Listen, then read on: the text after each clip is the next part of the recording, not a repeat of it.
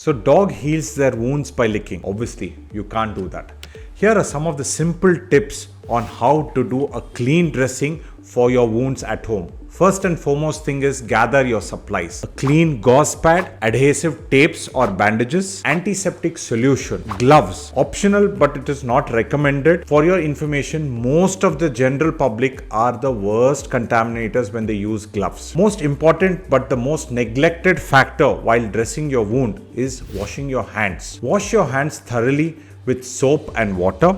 Spend at least a minute in applying soap and then cleaning your hands. Clean your hands from the tips of your fingers to beyond your wrist. Steps in washing hands are widely available on the internet. You can take a look at them.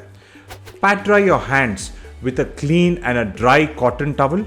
Gently clean your wound with a recommended antiseptic solution using a clean gauze. Cleaning of a raw wound with Savlon or Dettol is not the best way, but the initial wound once can be done with Savlon or Dettol. Either Betadine or normal saline is a good way forward. Cotton should never be used to clean a wound unless you do not have another option.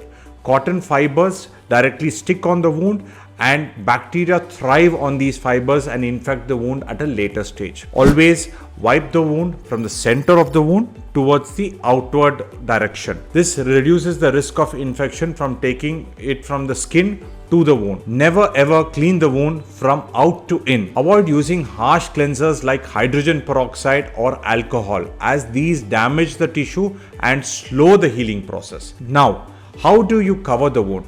Please place a clean gauze pad over the wound, ensuring it covers the entire area. Secure the dressing with adhesive tape or a bandage. Make sure that it is not too tight, as this can restrict blood flow and impede healing. Now, how often do you change the dressing? The frequency of dressing changes depends on the type and severity of the wound. Follow your doctor's instructions.